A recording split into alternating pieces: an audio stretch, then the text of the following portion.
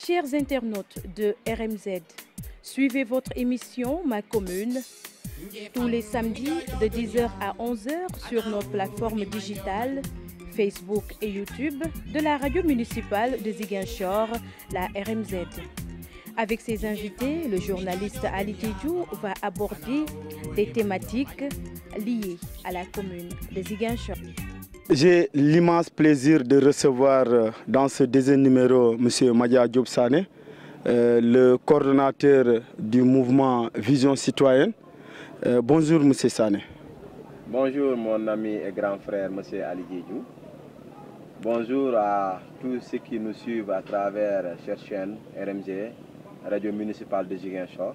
C'est pour nous, membres du mouvement Vision Citoyenne et moi-même coordonnateur du mouvement Vision Citoyenne, une allégresse d'être reçu sur ce fameux plateau de RMG qui nous permettra de discuter entre autres de toutes les questions qui sont liées à notre commune et peut-être principalement des questions qui sont liées à notre pays qui se trouve être le Sénégal. Merci beaucoup Madia Diop Sané. Je voudrais poser cette question, qui est Madia Diop Sané? Ces réponses, nous l'aurons dans ce portrait réalisé par mon confrère Siradio Baldé, que je vous propose d'écouter. Coordinateur du mouvement Vision Citoyenne, né le 18 septembre 1982 à Ziguinchor. Selon ses proches, Madia Diop Sané est un activiste né. Il a toujours pris le devant depuis son enfance à l'école élémentaire, où il portait la voix de ses camarades. À l'école élémentaire, il était d'ailleurs le principal acteur de la troupe théâtrale de son école. Après l'élémentaire, Madia Diop Sané a fréquenté le collège d'enseignement moyen technique et puis il décroche son BFM au collège Cheikh Mouhamadou Mbacké de Diourbel. Élève au lycée privé d'excellence Saint-Sarlouanga de Ziguinchor, Madia Diop Sané décroche le baccalauréat en 2007 en série L2. Orienté au département de philosophie à Dakar et au même moment en sociologie à l'université Assane de Ziguinchor, l'enfant béni de la Casamance a choisi de revenir au Bercail pour poursuivre ses études universitaires. Madia Diop Sané a été imposé par ses camarades pour représenter le mouvement syndical. Madia s'est illustré dès sa première année à l'université par son éloquence, sa rigueur, son courage, sa disponibilité. Délégué de sa classe et président de l'amicale de l'IFR des sciences économiques et sociales durant 3 ans successifs, et il est devenu un leader étudiant incontestable. Comme tout syndicaliste, Madia a goûté pour la première fois la prison en 2009, étant étudiant à cause de son engagement estudiantin. Après la licence, l'actuel coordinateur du mouvement Vision Citoyenne a choisi de s'ériger en porte-parole de sans-voix dans un activisme radical. Ayant le syndicalisme dans le sang, après le passage de l'université, il met une plateforme de lutte contre toute injustice à l'encontre de l'humanité, dénommée Vision Citoyenne à Ziguinchor en 2011.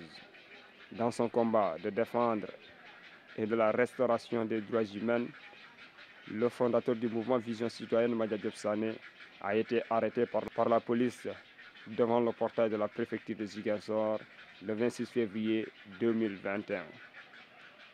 Toujours présent dans les causes nobles, Madia Diop Sané est un véritable défenseur des droits de l'homme. Ce jeune homme qui hérite sans doute son homonyme Madia Diop, qui fut un véritable défenseur des droits des travailleurs. L'héritage de cette idéologie l'a fait aujourd'hui un incontournable dans la lutte des populations qui ne cessent de réclamer leurs identités et leurs biens. Madia Diop Sané, toujours égal à lui-même. Est-ce que Madia Diop est le prototype de son homonyme qui était syndicaliste? Oui, je pense que comme vous l'avez tout à l'heure dit, qui parle de journaliste, c'est que vous savez réellement relater l'histoire. Et l'histoire vous a permis de savoir qui était mon homonyme, à savoir M. Madia Diop, le défunt Madia Diop, qui se trouve être mon homonyme, à qui je porte notamment le nom de Madia Diop Sané. Je vous dirais, c'est le prototype réellement, l'homme qui répond à son homonyme, c'est celui que je voudrais être, ou l'homme qui dépasse même son homonyme, c'est ce que je voudrais être. Parce qu'il faut comprendre que le temps de feu Madia Diop est révolu, c'était un temps bien déterminé. Aujourd'hui, c'est à nous de porter ce flambeau haut, je dirais bien, qu'il a porté de tout le temps, c'est-à-dire le syndicalisme. Depuis son décès, malheureusement, on a vu que le syndicalisme au Sénégal s'est éclaboussé. Est-ce qu'on peut encore avoir un autre homme répondant aux mêmes critères que Madia Diop, ayant le même courage que Madia Diop? Je ne saurais le dire. Mais en tout cas, moi, en tant qu'anonyme, je suis en train de suivre ses pas et je voudrais même, pourquoi pas, le dépasser. Le dépasser parce que les enjeux du moment nous appellent tous au dépassement, mais les enjeux du moment nous appellent même à dépasser nos homonymes, à dépasser même nos ancêtres, nos aïeux même. Parce que vu les circonstances, vu les demandes, les exigences du moment, parce qu'à chaque moment de la vie, il y a des exigences qui viennent du peuple.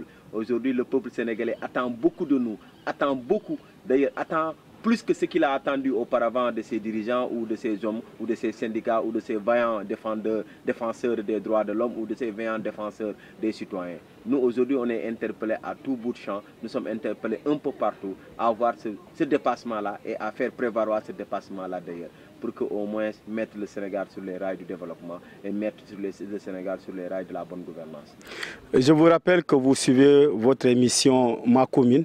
C'est une émission de la radio municipale de Ziguinchor. C'est tous les samedis de 10h à 11h. Donc c'est plaisir de recevoir ce jeune engagé. Mais Madia Diop, pourquoi ce choix d'être le porte-parole des sans-voix?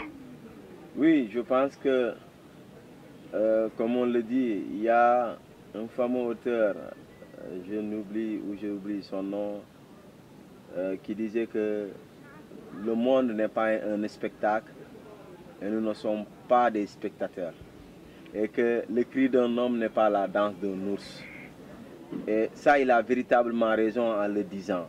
C'est pour montrer qu'en réalité, dans un pays, dans un continent, dans un monde, il faudrait forcément des gens qui se sacrifient pour les autres. Et nous, si nous avons décidé d'être ces hommes engagés aux côtés des populations, c'est parce que nous avons jugé nécessaire de le faire. Et parler est devenu impérieux aujourd'hui en Casamance. Parce que vous n'êtes pas censé ignorer, vous qui êtes nés ici comme nous, que nous avons traversé, nous continuons de traverser une crise qui n'a pas encore dit son dernier mot. Et que cette crise, qu'est-ce qu'elle a causé? Elle a causé à un moment donné un certain silence de la part de tout cela qui était en Casamance. Parce que quand vous revendiquez, on vous taxe d'être rebelle. Ou quand vous revendiquez, nous avons vu beaucoup de parents qui ont fui la Casamance, beaucoup de parents qui ont malheureusement été tués parce qu'on leur aurait accusé d'être des rebelles ou d'être du mouvement du MFDC. Et donc depuis là, nous avons vu qu'il y a une certaine crainte, une certaine peur qui animait les esprits ici au niveau de la Casamance. Nous, ayant fréquenté l'école, nous nous sommes dit qu'il n'est pas question de se taire. Il fallait parler parce que la crise à un moment donné même, elle était un tabou ici dans la verte Casamance et même au Sénégal. Personne n'osait se prononcer. Mais aussi les nombreuses difficultés que les Casamassés vivaient, les nombreuses injustices que les Casamassés vivaient. Personne n'était là pour crier haut, pour dire à l'opinion nationale et internationale ce qui se passe réellement en Casamance. Et donc nous avons été là, nous sommes là pour porter cette voix-là, pour faire sortir la voix de la Casamance, mais aussi la voix du Sénégal, un peu partout dans le monde. Et dire aux gens ce que nous vivons, c'est ce qui nous a valu la création de ce mouvement-là. Mais vous, m'ayant connu depuis l'université, depuis 2007, vous avez su que cette personne-là, si elle ne change pas de trajectoire, peut-être il sera quelqu'un d'autre, lui, en tant que Madia Diop Sané. Mais je ne suis pas le seul, je suis dans un mouvement qui s'appelle Vision Citoyenne. Pourquoi nous avons créé ce mouvement-là? C'est pour être le porte-voix des sans-voix, celui qui va illustrer, celui qui va parler, celui qui va essayer de faire ressortir les mots que les citoyens Casamance, les citoyens sénégalais sont en train de vivre. Parce que nous nous disons, c'est vrai que tout ce que nous cherchons, c'est la liberté de tout le monde. Il va même de notre liberté, mais la liberté d'expression surtout, pour les gens qui sont dans une crise qui n'a pas encore dit son dernier mot. Il nous faut parler, parce que sinon, ce sentiment de frustration qui est né va grandir de jour en jour. Et vous avez constaté que le Casamance, quand il est mécontent, il dit c'est comme si nous ne sommes pas des Sénégalais. Et c'est pour cela que nous voulons leur faire comprendre que vous êtes des Sénégalais. Vous devrez parler, parce que comme on dit, quand la parole est exigée, cette terre devient une trahison. Et nous autres, on a dit qu'on ne va pas se taire par rapport à certaines injustices, par rapport à un certain manque de considération, une certaine négligence des autorités sénégalaises vis-à-vis de la Casamance. Oui, Madia, vous avez parlé de votre mouvement Vision Citoyenne. Je voulais revenir un peu, surtout, Madia, oui, nous avons connu à l'université, mais Madia, dans le portrait que Seradio Baldé a eu à faire, on a parlé que Madia Diop, depuis l'école élémentaire, a commencé ce leadership, ce syndicalisme. Donc, ça revient à ma question, c'est venu de votre homonyme, mais aussi c'est un leadership, un choix pour Madia Diop. Oui, ce n'est pas un choix aussi très facile. Hein.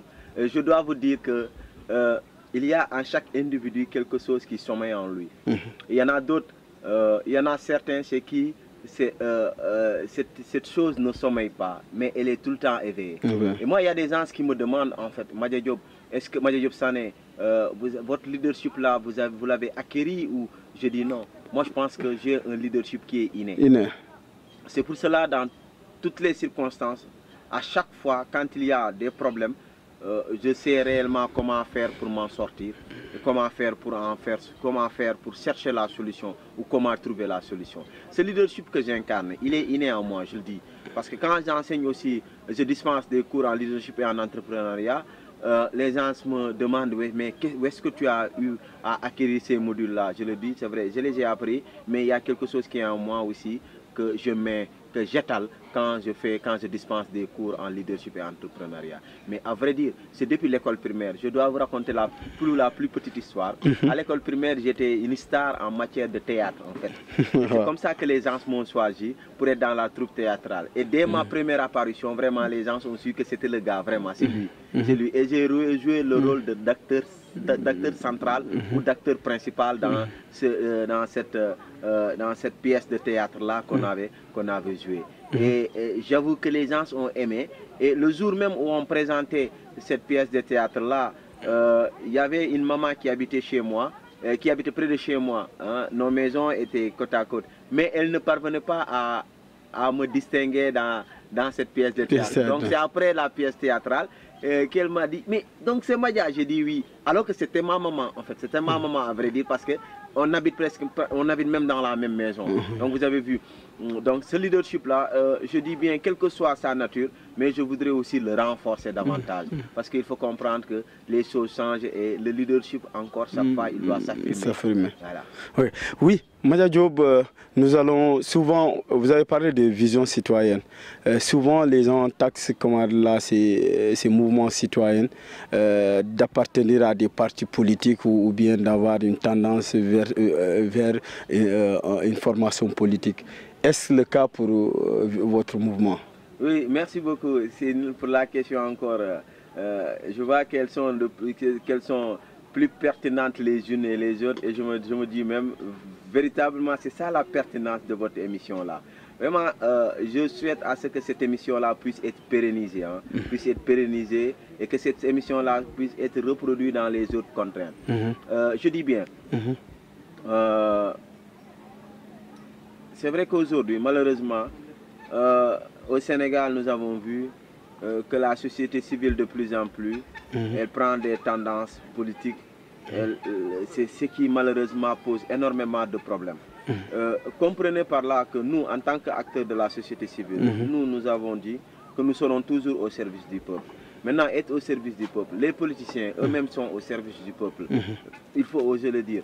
Mais moi, ce que je peux dire, c'est que nous avons eu une trajectoire qui n'a pas varié dans le temps et dans l'espace. Depuis 2007, depuis 2012, 2011, la création du mouvement Vision Citoyenne. Il y en a certains des individus, quand ils voient nos marches antérieures ou ce qu'on a fait dans le temps, ils nous demandent même, mais donc vous avez duré dans ça? Parce que pour eux, nous venons de naître, ou pour eux, on ne peut pas se maintenir dans cette trajectoire-là. Nous avons dit que nous sommes une organisation de la société civile. Et nous ferons tout pour rester dans la société civile. Maintenant, ceux qui parlent de tendance, il y en a d'autres qui nous disent que vous êtes très proche du maire de Ziguinchor, vous faites la politique. Il y en a d'autres qui nous disent vous êtes du PASTEF. Donc de tout le temps, ils nous taxent d'être des politiciens du Sud. Mais d'accord, on le concède. Tant que nous pouvons soutenir les politiciens du Sud. Donc c'est bien. En tout cas, on nous dit que vous êtes proche de Baldé, vous êtes proche de Pastef. Comme c'est des politiciens du Sud, c'est bien, donc. C'est bien. Mais c'est pour vous dire, laissons le temps au temps et on verra véritablement. Nous ne sommes pas des politiques. Nous sommes des acteurs de la société civile. Et personne ne vous dira qu'il a eu de nous une carte d'adhésion dans son parti politique ou autre. Non. Nous maintenons la constance, nous sommes dans la société civile.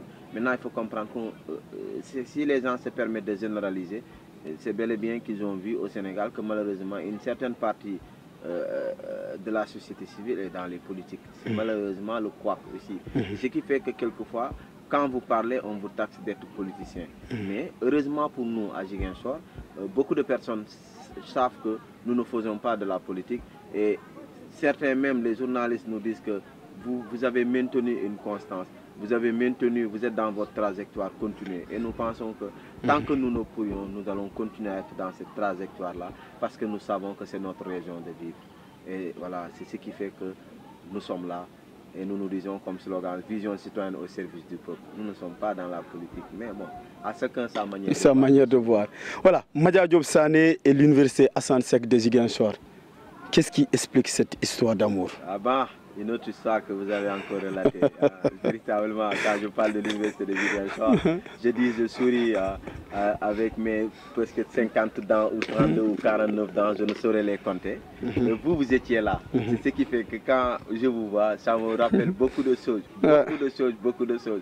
Vous êtes venu à maintes reprises faire des interviews au niveau de l'université de Ziguinchor. Je salue de passage ma consoeur Fatou Kiné Badji, avec qui on était à Zig FM, avec mon directeur Ibrahima Gassama, qui nous a encadrés et qui nous a véritablement protégés en son temps, parce que ça n'a pas été facile. Oui, ça n'a pas été facile pour nous et non plus pour nous aussi. Voilà, à travers la radio Zig FM, nous saluons encore de passage. Voilà. Je dirais bien que vous avez couvert les moments les plus difficiles de notre vie aussi et de votre vie aussi. Parce que ce n'était pas facile pour vous en tant que jeune reporter d'être là au milieu de ces combats-là. C'est des combats au milieu de ces combats-là. Entre les étudiants, de l'autre côté, les forces de l'ordre. Et vous étiez au milieu pour donner la bonne information. Je veux que ces temps-là, vraiment, à midi, à 9h30, tout le monde vraiment prêtait une oreille attentive, je dirais bien, à la radio de Zig FM, que je salue encore de passage. Vous avez fait vos preuves là-bas. Nous avons eu à faire nos preuves au niveau de l'université de Ziguinchor. Ce qui explique cet amour-là, c'est en fait un amour généralisé. Nous aimons la Casamance. Et nous disons la Casamance constitue notre deuxième âme s'il y en a. Parce que vous savez, nous avons vécu des moments. Et quand l'État du Sénégal a décidé de nous construire une université, il a commencé par nous construire un case de tout grand. Mais vous savez ça, pourtant vous étiez orienté, parce que dans le portrait de mon confrère Seradio, vous étiez présenté par votre portrait présenté par mon confrère Seradio, vous étiez orienté à l'université de Dakar, au département de philo. Vous avez préféré venir ici et vous savez, c'est la case des tout grands, comme vous le dites, votre terme. Je répète, je ne le dis pas, c'est Madia qui dit case des tout grands. Je ne veux pas être convoqué encore. Effectivement, Ali, je pense que même le jour, on arrivera le jour de ce fameux procès-là, où d'ailleurs les gens se demandaient où étaient les reporters de Zig FM. Voilà. Ibrahima Gassama vous a représenté là-bas, sans dire un mot, mais c'est que vous faisiez votre job. C'est vrai, j'ai été orienté en première liste au niveau de l'université de Dakar au département de philosophie. Une semaine après, l'université de Ziguinchor a fait sortir ses premières listes pour la deuxième génération que nous avons été. J'ai été orienté parmi les 5 premiers sur la liste de sociologie, je pense bien, au niveau de l'université de Ziguinchor. J'ai préféré venir à l'université de Ziguinchor parce que je me disais, l'occasion nous est donnée une bonne fois, d'aller dans notre région, d'étudier là-bas, de voir les conditions, d'être près des parents aussi. Parce qu'il y a aussi la proximité qui joue. Parce que pour étudier ici, il faut avoir un bon cadre. Un bon cadre, les parents aussi sont des acteurs de ce bon cadre-là.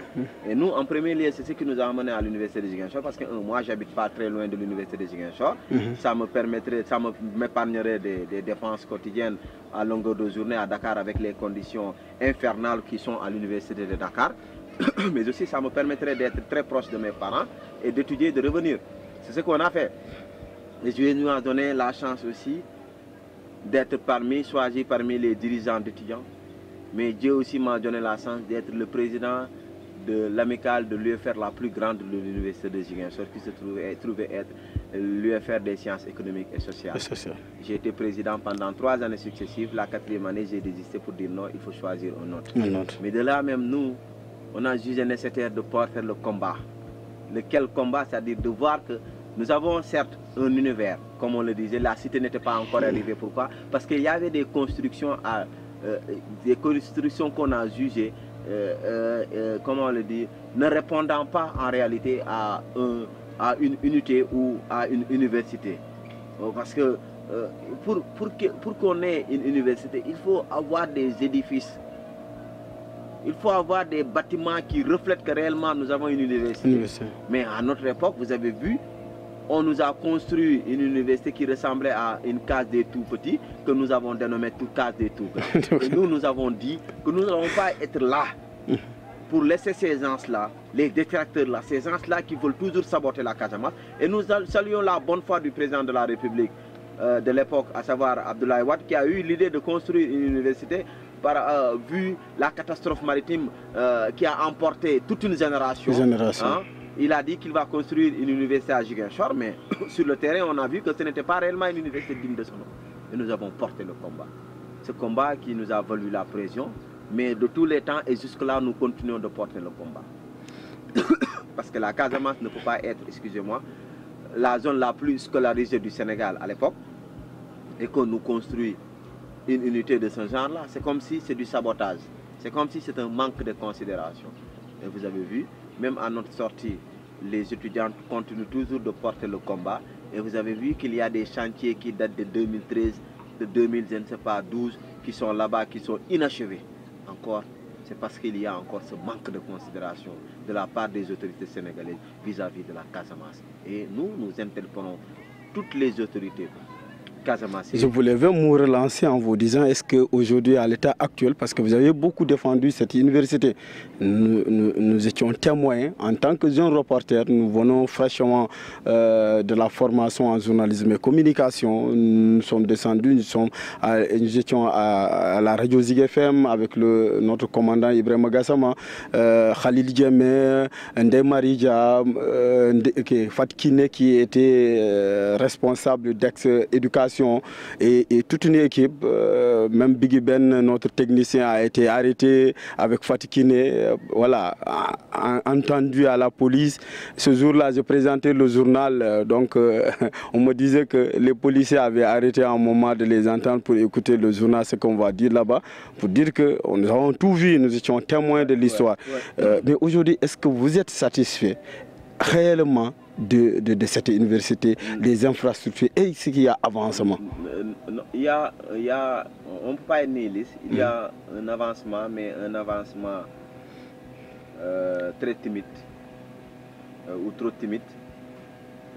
Un avancement qui ne saurait dire son nom en réalité, mais un avancement jugé par rapport au comportement de nos autorités étatiques, administratives, nos autorités casamassaises qui n'ont pas su faire un lobbying pour défendre leur université, la seule d'ailleurs qu'elles ont. C'est malheureux, c'est malheureux encore de le constater. Normalement, l'université de Ziguinchor devrait être très en avance par rapport aux autres universités nouvellement créées. Et nous, on se rappelle, nous étions la première université par rapport aux 3 universités créées, c'est-à-dire Bambey, Thiès et Ziguinchor. Ziguinchor était la première du point de vue année universitaire et du point de vue résultat. Mais comme elles sont habituées, ces autorités-là, à vouloir nous mettre toujours au second ou en dernière position, elles ont réussi à le faire. En commençant par quoi? En mettant des infrastructures inachevées, en orientant beaucoup plus de bacheliers dont l'encadrement poserait problème. En nous donnant un ministre de l'enseignement supérieur qui ne nous écoute pas, qui est tout sauf un ministre, en réalité, malheureusement, qui fait la courbette devant le président, qui répond toujours oui, oui, oui, un béni oui, oui du président. Parce que vous savez, c'est ce qui a emporté, comment on l'appelle, Mary Teuw Niane, parce que lui, c'était quelqu'un un visionnaire, quelqu'un qui savait où est-ce qu'il voulait amener les universités sénégalaises. Malheureusement, vous savez, ceux-là qui nous dirigent n'ont pas leurs enfants dans nos universités. Donc voilà, c'est nous saboter et faire de telle sorte que le jour où leurs enfants vont revenir au Sénégal, ils vont encore nous commander. C'est ce qu'ils sont en train de faire. C'est toute la médiocrité qui, malheureusement, engendre c'est toute la médiocrité à laquelle le gouvernement de Macky Sall est teinté. C'est un gouvernement teinté de médiocre. Mais c'est malheureusement, d'ailleurs, on n'attend pas grand-chose de Macky Sall et de son gouvernement. Tu sais, quand tu es dirigé par un nulard, tu ne peux être que nul. C'est ça la teinture de Macky Sall, c'est qu'il est nul. Il n'a pas une vision de l'enseignement supérieur sénégalais, malheureusement. On construit des bâtiments inachevés, on continue toujours d'orienter des étudiants au niveau de l'université de Assane Seck de Ziguinchor. Et quand il était là, il a vu. Les étudiants même ont eu à s'interposer et à lui parler de vive voix. Mais c'est quelqu'un qui ne nous écoute pas. Et c'est d'ailleurs l'illustration, on en a vu tellement. Que je ne vous aurais pas encore pointé du doigt. Voilà, Maya Diop est toujours... Je rappelle que vous suivez votre émission à travers nos plateformes digitales, Facebook et YouTube, cette émission Ma Commune. Réel plaisir de recevoir Maya Diop Sané dans ce deuxième numéro. Malheureusement, c'est le premier numéro, on l'avait commencé, mais on n'a pas pu terminer. J'espère qu'on aura l'occasion de réinviter le directeur de cabinet du maire pour terminer cette émission. Mais ce deuxième numéro, nous avons préféré prendre un jeune qui s'active véritablement dans tous les domaines, dans la commune de Ziguinchor, la région et le Sénégal. Vous avez démarré, nous avons vu, vous êtes vraiment, vous frappez beaucoup sur le président de la République et son régime. Mais le sujet dont vous défendez beaucoup par rapport à ce régime, c'est les questions de justice. Vous pensez qu'il y a trop d'injustice au Sénégal. Qu'est-ce qui explique cela? Vous dites-nous, parce que nous, on ne sait pas. À vrai dire, c'est l'homme lui-même. Hein. C'est l'homme lui-même qui est injuste. Hein. Je ne dis pas nous, mais Macky Sall, c'est lui-même qui est d'abord injuste en réalité. Non, mais Macky a nommé des gens qui doivent... C'est lui le premier. C'est-à-dire l'injustice qui plane au Sénégal, c'est l'homme lui-même. C'est Macky l'injuste, c'est tout. On ne peut rien d'autre, expliquer rien d'autre. C'est-à-dire argumenter la justice, non, c'est Macky qui est injuste, c'est tout. On ne peut rien dire d'autre. C'est d'ailleurs, vous l'avez vu, il ne joint jamais l'acte à la parole. Voilà, donc la première injustice, c'est un homme. Si vous voulez savoir qu'un homme est injuste, lier la parole et l'action. S'il lie toujours la parole et l'action, ça c'est que l'homme là, il est juste. La première injustice, c'est ça. Et l'autre chose, c'est que nous ne pouvons pas être dans un pays qui se dit républicain, un pays qui se dit démocratique, et voir de telles injustices. Aujourd'hui, l'injustice est régie en règle dans ce pays-là. Et à cause de qui? À cause d'un seul homme, c'est Macky Sall. C'est-à-dire, il ne faut pas que les gens pensent qu'on déteste Macky Sall. Non. Ce sont ces attitudes, ces agissements que l'on déteste. Nit kenn du ko bañ ay jikkoom ngeen di bañ. Lu ñu bañ ci moom mooy cette injustice-là qu'il a propagée un peu partout au Sénégal.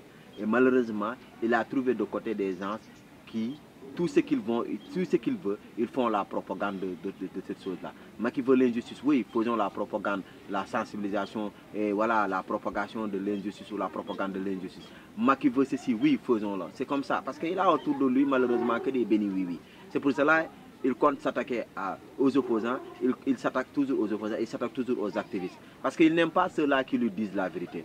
Il a dit ici qu'il n'aime pas, qu'il ne voit pas les foulards rouges. Il ne s'est pas arrêté lors de sa tournée là, quand il a vu des foulards rouges. Nous, on va lui porter des tchayas et des faroumbam en rouge. C'est un manque de respect de dire que je ne vois pas votre mécontentement. Mais aujourd'hui, vous savez pertinemment, c'est quelqu'un qui écoute très bien ce que les Chinois, ce que les Sénégalais disent. Il l'écoute très bien.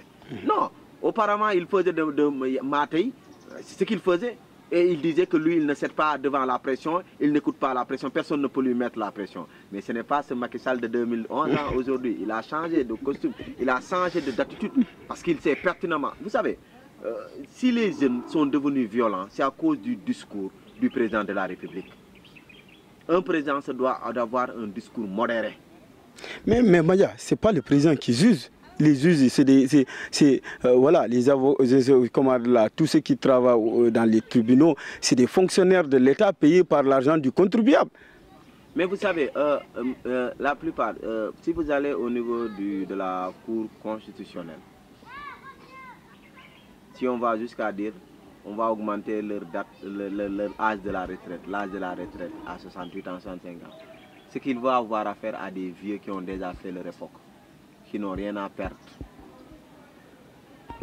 La première des choses qu'il est arrivé, que Macky Sall a fait au Sénégal, c'est de faire la propagande, la promotion des retraités.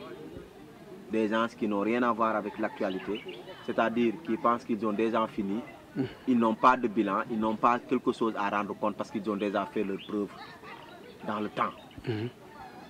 Vous parlez de la justice. Jusqu'à présent, nous avons des hommes de justice qui répondent véritablement aux attentes des populations. Mais malheureusement, si c'est 100%, on peut dire que les 40 ou les 50%, il les a déjà embobinés, il les a déjà emportés. En faisant la promotion de ceux-là qui le écoutent, qui sont à son écoute, en faisant la promotion de ceux-là qu'il a nommés pour répondre véritablement à toutes ces attentes. Ils parlent, ils disent, ils savent déjà ce qu'il veut dire, ils prennent des gens, ils les mettent en prison sans commettre de délit, sans motif valable ni mobile valable. C'est pour cela que je vous dis, le jour où le Sénégal va connaître des incidents encore majeurs, ça sera à cause de la justice sénégalaise. Vous savez, il y a un ladage. Donc cette justice doit être revue. Non, mais bien sûr. Ils ont fait ici des réformes, des journées, de je ne sais pas quoi de la justice. Mais jusque-là, nous voyons les mêmes pratiques. Les mêmes pratiques. Est-ce que ce n'est pas un problème de Sénégalais même? Non, vous savez, c'est un problème de Sénégalais parce que face à l'argent, il est capable de vendre son papa ou sa mère. C'est malheureux. Il faut qu'on arrête des questions d'argent et des questions de promotion. Quand on vous fait des promotions que vous ne méritez pas, mais vous allez voir, parce que vous allez traîner avec des lacunes, parce que vous ne méritez pas. Aujourd'hui, il y a un adage qui dit, si l'impunité était garantie par un anneau magique, personne n'agirait avec justice. Aujourd'hui, vous avez vu que l'impunité aujourd'hui est garantie par l'anneau qui s'appelle Macky Sall. Et c'est pour cela que ces partisans font ce qu'ils veulent. Vous avez entendu le problème des passeports diplomatiques qu'ils veulent étouffer. Vous pensez que si c'était un activiste ou un homme de la société civile qui se braque toujours contre leur pratique, contre toujours ce qu'ils font, rapidement ils seraient emprisonnés. Et d'ailleurs, il y a des procureurs, des magistrats qui sont là que pour ça. Content d'ailleurs, quand ils prennent quelqu'un qui se braque toujours contre Macky Sall. On ne se braque pas contre Macky, on se braque contre ses attitudes. Le Sénégal, c'est un pays que nous aimons tous. Donc si nous, en tant qu'activistes, on se saisit quelquefois d'alerter, c'est pour que le président de la République puisse savoir qu'est-ce qui se passe en réalité sur le terrain et qu'il prenne les dispositions nécessaires. Mais si nous parlons, on dit oui, ce sont des opposants déguisés, ce sont des... Non, c'est parce que le pouvoir rend fou. Voilà, le pouvoir rend fou. Je vous rappelle que vous suivez toujours votre émission Ma Commune, une émission de la radio municipale de Ziguinchor qui a son deuxième numéro. Maya, nous allons revenir sur un domaine dans lequel vous êtes actif, le domaine du foncier en Casamance. On dit que c'est l'un des éléments, des éléments déclencheurs du conflit de Casamance. Oui. Et toujours, il y a des bruits dans le foncier. Oui. Qu'est-ce que vous pensez dans ce combat-là? Est-ce qu'il y a une amélioration dans la gestion? Oui, je pense qu'il y a une amélioration, d'autant plus que les détracteurs dans le foncier sont toujours mis en alerte. Et quand ils doivent faire des choses, ils pensent automatiquement à nous. Vous avez parfaitement raison en faisant l'historique du conflit Casamance surtout, qui est né de cette question foncière. Nous disons que nos autorités doivent tout faire pour préserver cette quiétude, pour préserver surtout la tranquillité. Nous pensons que la Casamance, les populations de la Casamance ont appris la leçon. et elles ne doivent pas se verser dans ce qui a déclenché la crise casamançaise, surtout le foncier. Et malheureusement, comme nous avons l'habitude de dire, nous disons que nos papas ne nous ont pas légué des comptes bancaires, mais ils nous ont légué des terres. Et ce sont ces terres-là sur lesquelles nous devrions nous appesantir pour peut-être être riches ou pour peut-être faire notre vie. Mais quand vous voyez des gens qui prennent les terres appartenant à autrui, les lotisser, les vendre ou les monnayer comme ils veulent, ça pose problème. Et c'est ce qui s'est passé. Je pense que le combat le plus ardent qu'on a eu à mener, c'est dans la commune de Niaguis. Parce que malheureusement, la commune de Niaguis, c'est aussi une commune qui est connue, comme on l'a dit, dans le faux extrait de naissance, faux certificat de mariage, faux, finalement, et même les lotissements là. Et d'abord, il faut dire qu'on doit revoir même l'assiette foncière de Niaguis. Niaguis couvre quasiment même la commune de Ziguinchor. Et c'est malheureux. Les Ziguinchor aujourd'hui, Ziguinchor est pleine, la commune de Ziguinchor. Personne ne peut aller. Personne ne peut habiter à Ziguinchor. Pourquoi? Parce que Niaguis a tout pris. Nous pensons qu'il y a une doléance qui a été émise par le maire de la commune de Ziguinchor en disant qu'ils veulent une extension de 7 km. Mais nous devrions l'avoir. Nous devrions l'avoir parce que Ziguinchor, c'est la capitale du Sud. Une capitale doit être distinctive en réalité. Vous voyez, vous saurez que ça c'est une capitale. Mais Ziguinchor aujourd'hui elle est pleine. Par rapport à ça aussi, la commune de Ziguinchor n'est pas épargnée de ces problèmes-là. Exactement. Parce que nous entendons que tout le temps des questions de foncier, notamment nous étions à Skandialan Cité Paul la fois dernière pour une conférence de presse avec ces populations-là qui ont dit qu'ils ont vu que les gens ont venu leur prendre leur assiette foncière. Ils ont découpé leur lot comme ils veulent. Et ça, nous disons que nous ne sommes pas prêts à laisser ce problème-là passer. Parce que ces pauvres gens-là n'ont que leur lot pour pouvoir vivre. Maintenant, si dans ces lots-là, un lot, vous le découpez en 2, en 3, mais ça pose problème. Il y a l'environnement. La personne doit habiter et avoir une cour. Mais si tel n'est pas le cas, comment on peut... ces conditions-là ne sont pas des conditions vivables. Et même à Ziguinchor, les gens parlent quelquefois de vente d'espace réservé ou autre là. Mais vous savez, quand vous n'avez pas de preuves palpables, vous ne pouvez pas porter le combat. Mais vous avez vu que même dans la commune de Ziguinchor, nous avons des problèmes d'aire de jeu pour les terrains de foot et autres là. C'est à cela que nous attendons la municipalité pour que dans les lotissements là, que les gens puissent prendre en compte les espaces d'épanouissement et autres. Parce que sinon, la Casamance est connue pour d'être une zone sportive. C'est pour cela d'ailleurs nous avons les Sadio Mané, nous avons les autres. Mais si nous n'avons pas des aires de jeu, nous n'aurons plus des Sadio Mané et autres là. Et aujourd'hui nous sommes appelés à porter le football national. Parce que vous voyez dans l'équipe nationale, il y a combien de Casamance? C'est parce que nous avions auparavant de grands espaces où nous pouvons jouer, où nous pouvons faire tout.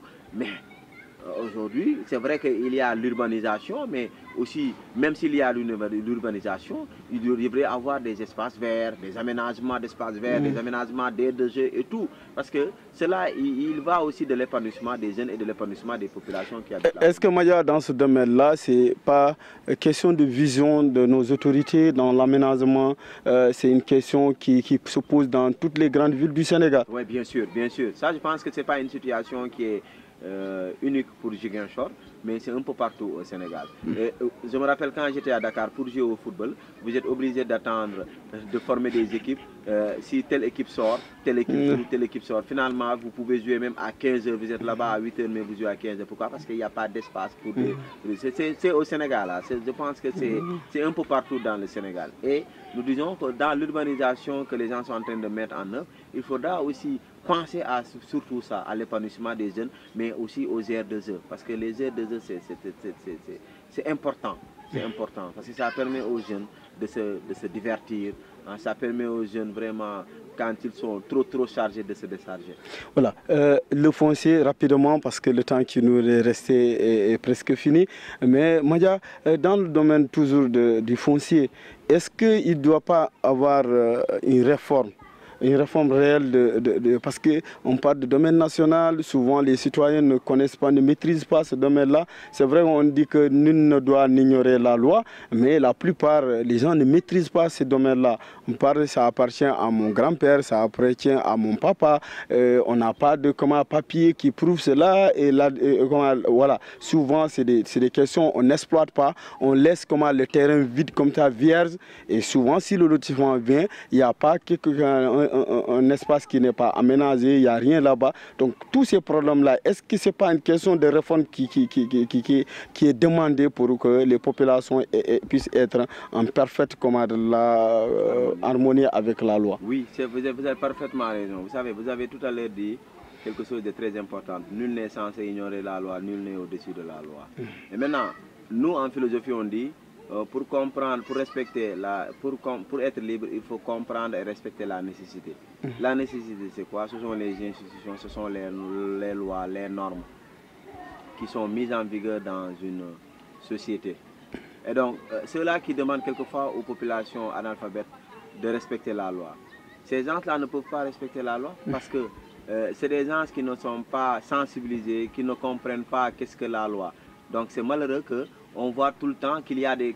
Quand il y a des problèmes, c'est parce qu'il y a des incompréhensions. Exactement. Vous avez parlé tout à l'heure de réforme foncière. Effectivement, je pense que le président Macky Sall même avait mis un organe de réforme foncière. Mais malheureusement, avec le professeur, je pense, Moustapha Souran, si je ne me trompe, mais malheureusement, lui-même, il a dit que 90% des réformes, des problèmes qu'il reçoit sont liés au foncier, le président Macky Sall. C'est malheureux, il l'a dit, mais jusque-là, il n'y a pas de solution. La solution, c'est d'abord une réforme foncière, et après cette réforme-là, faire comprendre aux gens qu'il y a une réforme, leur faire comprendre, les sensibiliser. Comme ça, les gens comprendront, mais on vient vous prendre votre terrain, on vous dit le domaine national. Le domaine national appartient aux nationaux. Ces populations-là sont des parties intégrantes du pays, de la nation. Donc, de la nation. Donc quand vous dites c'est le domaine national et vous prenez ce domaine national d'un national, ça pose problème. Voilà. Donc quand vous prenez le national des nationaux aussi, ça pose problème. C'est ce qui fait que chaque fois vous voyez des gens qui sortent, qui se braquent. Et nous-mêmes, on a créé le concept Sama Souf Sama Bakken. Parce que boy Bogendel Sama Souf Sama Bakken. Ça, je pense que c'est tout le monde. Voilà. Maya, nous allons venir dans la commune de Ziguinchor, typiquement. Jeunes de Ziguinchor, votre appréciation de votre commune? Oui, je disais, vous savez, dans la vie, il faut avoir une certaine liberté de ton. Avoir une liberté de ton, ça veut dire les choses telles que vous voulez penser. Okay?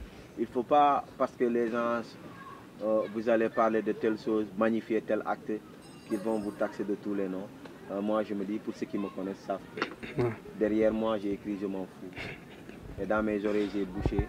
J'ai bouché mes oreilles pour les détracteurs. Je ne les écoute même pas. Et pour ceux-là qui intimident, je ne les écoute même pas. Ceux-là qui insultent, je ne les écoute même pas. Dans la région de Ziguinchor, ou particulièrement dans la commune de Ziguinchor, il faut dire que nous avons connu des avancées très significatives. Ça, il faudra le dire à quiconque veut l'entendre, même à ceux-là qui bouchent leur oreille. Ce n'est pas parce que c'est la radio municipale que je me permettrai de le dire. Ziguinchor a connu combien de kilomètres de routes goudronnées ou pavées? Il y en a, machallah. Sur ce côté-là, même, on a vu qu'à un moment donné, nous disons qu'il y a une certaine discrimination positive de Ziguinchor par rapport aux autres communes de la région du Sud. Quand vous prenez Kolda, Kolda n'est pas comme Ziguinchor. Quand vous prenez Sédhiou, c'est tout récemment qu'ils ont eu des pavages et autres là. Nous avons connu des pavages depuis quand. Et jusque-là, nous continuons de connaître des pavages. Sauf que s'il y a un seul hic, c'est de déplorer le travail qui a été fait par l'entreprise CSE. Surtout sur le pavage. C'est comme s'il n'y avait pas eu de suivi. Et là, nous interpellons le maire de la commune pour que de tels sentiers puissent être suivis de manière sérieuse. Parce qu'il ne faut pas que ces gens-là, qu'on leur paye pour faire un sale boulot. Ce boulot-là qu'ils ont fait, notamment sur la route de Lindiane là-bas, qui va jusqu'à l'intérieur, et sur la route de Kanyana, vraiment, nous avons vu qu'ils ont tout fait, mais ils n'ont pas fait une bonne route. Et ça, nous le déplorons. Ce n'est pas parce que nous sommes des experts. On n'a pas besoin d'experts pour connaître une route bien faite. Vraiment, c'est ça à saboter. Et nous, on ne manquera pas de le écrire et de déplorer cet état de fait-là. Mais pour dire vrai, Ziguinchor a connu des changements. Beaucoup de changements. Voilà, Ziguinchor a connu des changements. Maintenant, à Grand Yoff, comme le maire le disait, il a promis que Grand Yoff aussi sera, comment on le dit, sera servi. Et c'est ce que nous attendons aussi. Ce que nous attendons. Voilà, c'était d'ailleurs ma question, mais heureusement vous avez déjà répondu. Parce que je sais que ça fait partie de votre combat en tant que jeune de ce quartier. Voilà, vous menez vraiment des combats pour que cette partie, même si vous êtes dans le quartier Bukot Sud, mais dans sous-quartier qu'on appelle Grand Yoff. Nous avons énormément de problèmes d'ailleurs. C'est ce qui fait que quand vous êtes à la gare routière, vous prenez un taxi, quelquefois on vous dit 1000 francs. Je suis dans la commune, dans la même perspective. Nous interpellons aussi le maire par rapport à l'éclairage public. Il a promis et nous attendons vraiment que cette promesse se réalise. Parce que la fois dernière, ils étaient dans mon quartier, mais il s'est trouvé que moi j'étais à Madina Souane. Ils ont promis dans 2 semaines, ce n'est pas 3 semaines, qu'Inch'Allah l'éclairage public sera effectif. Et nous attendons vraiment cet éclairage-là parce que l'insécurité, l'obscurité est source d'insécurité. Donc nous attendons, ce n'est pas uniquement à Grand Yoff, mais pour tous les quartiers de Ziguinchor, à la limite de leurs moyens aussi, parce qu'on ne peut demander à la belle femme de donner que ce qu'elle a. Donc, mais pour dire vrai, au niveau des infrastructures, et d'ailleurs nous attendons encore d'autres chantiers en cours. Je pense que Ziguinchor sera servi, mais cela aussi ne nous empêchera pas de continuer toujours le plaidoyer sur la table pour qu'au moins soit. Ce n'est pas au niveau local, mais au niveau national, que les gens aussi regardent Ziguinchor comme il se doit, parce que c'est la capitale du Sud et une capitale doit ressembler à une capitale. Oui, Maya, toujours dans la commune de Ziguinchor, le domaine, cette année, Dieu merci, mais dans les autres années, nous avons constaté des problèmes d'inondation. Ça aussi, à ce niveau-là, nous vous avons entendu parler en tant que jeune. Oui, non, nous on se prononce sur toutes les questions possibles qui feront de telle sorte que les populations puissent avoir un mieux-être et vivre de manière convenable. Pour comment on l'appelle, surtout les canaux d'évacuation, nous disons nous ne devrions pas avoir de problème parce que derrière vous il y a un fleuve et donc Ziguinchor devrait avoir des canaux qui évacuent les eaux vers le fleuve. Nous ne devrions pas avoir ce problème-là. Mais comme vous l'avez dit tout à l'heure, c'est un problème d'aménagement communal qui se pose. Et ces questions-là sont des questions qui sont pareil quasiment pour tout le Sénégal. Vous avez vu Dakar, c'est presque une presqu'île, mais malheureusement il y a des inondations. Alors que Dakar est entouré par le fleuve ou par l'océan. Ça pose le problème encore d'aménagement du territoire. Et il faudra un bon aménagement du territoire. Ziguinchor, l'année dernière, cette année, que Dieu soit loué, on n'a pas connu les inondations.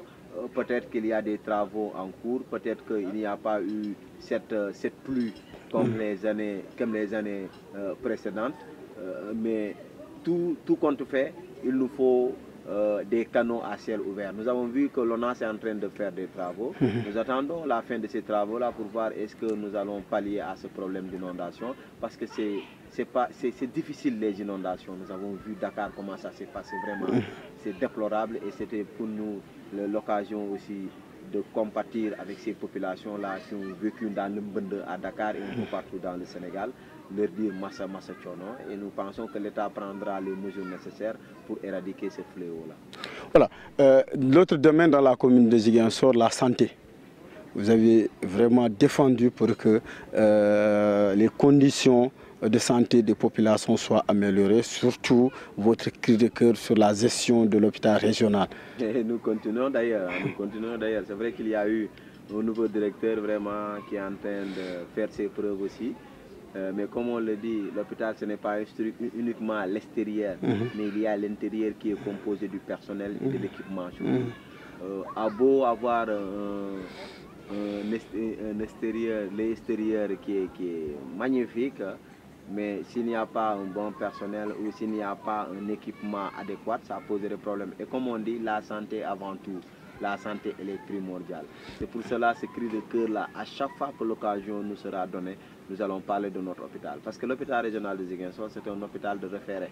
Nous avons l'hôpital de la paix qui est là, mais l'hôpital régional de Ziguinchor, c'est l'hôpital de référé. C'est-à-dire quand il y a des malades, même dans la sous-région, ils sont appelés à être transférés au niveau de l'hôpital régional de Ziguinchor. Le plateau médical de Ziguinchor dans la commune, vous pensez que c'est relevé?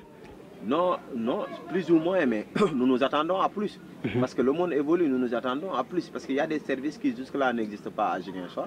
Quand les gens ont ce problème-là, il faut les évacuer soit à Thiès, soit à Dakar. Ce n'est pas évident. En louant une ambulance à hauteur de 140, 165 000. Même si vous avez une intervention, il faudra encore débourser de l'argent pour l'intervention pour les ordonnances. L'hôpital régional de Ziguinchor doit être élevé à un hôpital de niveau 3. Okay. Que le matériel aussi suit l'évolution de l'hôpital. Voilà, Madia Diop, en tant que jeune de la commune, la jeunesse de la commune de Ziguinchor, comment vous la trouvez? Problème d'emploi, problème de formation, est-ce qu'il y a une jeunesse active? Une jeunesse passive, passive à vrai dire, passive, qui ne s'active que quand il y a les navettans, les jambadons, et surtout les jambadons. Voilà quelque chose, en fait, c'est notre culture, c'est vrai, mais tout excès est nuisible. Tout excès est nuisible, ça veut dire quoi? Autant nous avons des moments pour faire la fête, autant nous devrions avoir de bons moments pour travailler. Et cette jeunesse-là, si elle est restée dans une certaine passivité aussi, on comprend aisément. Pourquoi? Parce qu'il n'y a pas d'infrastructure, il n'y a pas d'entreprise qui peuvent prendre autant de jeunes dans ce... C'est là Sonacos qui est d'ailleurs qui est en train de mourir. De sa belle mort. De sa belle mort. On observe vraiment sa belle mort. Parce que pourquoi? C'est ce que je disais. Les autorités étatiques du Sénégal n'ont pas une certaine considération envers nous. Parce que la Sonacos aujourd'hui devrait être relevée pour prendre autant d'emplois. Mais on vous parle de Heindawi. Heindawi, moi, Nelandawi, parce qu'ils ne peuvent rien faire. Ils n'ont pas cette vision bien plus claire de sur l'emploi des jeunes. Et les jeunes de Ziguinchor, nous leur demandons aussi de se mouvoir. Parce qu'il ne faut pas aussi rester sur place pour dire il n'y a pas d'emploi, il n'y a pas d'emploi. Il faut aller vers l'emploi. Pour les femmes, vous avez plaidoyé des financements pour les femmes de la commune? Bien sûr. Pour les femmes de la commune. Et on continuera pour toutes les femmes de la Casamance, du Sénégal, voire même aussi qu'on le pourra, on ira ensemble voir les femmes, leur parler et si possible organiser des conférences de presse, des marches pour que les femmes de la Casamance puissent être aussi des femmes d'affaires. Vous me permettrez d'ouvrir une parenthèse. Quand on entend une femme d'affaires au sud, c'est une vendeuse de pagne uniquement. Mais quand on entend une femme d'affaires au nord, c'est une femme qui est entre deux avions, qui va en Chine, en Corée, Dubaï. Au Japon, à Dubaï, en Allemagne, un peu partout dans ces pays où le commerce se fait bien, où le commerce apporte réellement des bénéfices. Mais nous ici, nos femmes, c'est des financements de 100 000, de 50 000 francs qu'on leur octroie. Et nous avons eu l'aimabilité d'attirer l'attention des femmes pour leur dire, quand on vous donne des financements à hauteur de millions, il faut prendre. Parce que quand vous prendrez cet argent-là, vous saurez qu'il faudra rembourser. Ouais. Mais des 50 000 francs, c'est pour arriver chez vous. Si la dépense quotidienne manque, vous rajoutez et puis c'est comme ça. L'argent, vous le mangez sans le savoir. Ouais. Donc nous interpellons dans ce sillage-là l'État du Sénégal à travers le ministère de la Femme pour qu'on sache aussi que les femmes de la Casamance sont des femmes du Sénégal. Qu'on leur donne des financements, qu'on leur octroie des financements, qu'on leur octroie du matériel pour travailler aussi. Mais malheureusement, voilà, c'est déplorable, hein, c'est ce qui se passe. Et nous sommes prêts à porter le plaidoyer, prêts à organiser les femmes pour des marches, pour des conférences de presse, excusez-moi, afin d'alerter l'État du Sénégal sur la situation inadmissible que vivent les femmes de la Casamance. Okay. Voilà. Les mots de revoir. Vous dire merci encore, merci une fois de plus, merci à la radio municipale de Ziguinchor pour cette belle initiative que vous avez entreprise, mais merci à vous, mon ami et grand frère, M. Ali Diédiou, merci aux caméramans qui, de part et d'autre, nous permettront au monde entier de voir notre vidéo et aux techniciens qui vont se charger du montage. Merci à toute la commune de Ziguinchor, merci à tous les téléspectateurs qui vont nous suivre à travers et vous dire au revoir à une prochaine fois. Merci à vous aussi. Merci Madia Diop. Merci. Vraiment satisfait de vous recevoir sur ce plateau. C'est partagé. Cette émission Ma Commune. Avec vous et en tant que jeune, j'espère qu'on va vous revoir parce qu'on n'a pas pu terminer certaines questions surtout les élections qui se pointent. C'est important d'avoir votre avis. J'espère qu'avant les élections, je vais vous revoir. Vous allez donner le point de vue de la jeunesse qui n'est pas politique, mais qui va booster les jeunes à s'impliquer peut-être dans la vie de leur commune. En tout cas, je suis content de vous recevoir. Toujours vous voir, je suis heureux. Parce qu'étant jeune reporter, j'ai eu l'opportunité de vous couvrir en tant que vous étiez étudiant.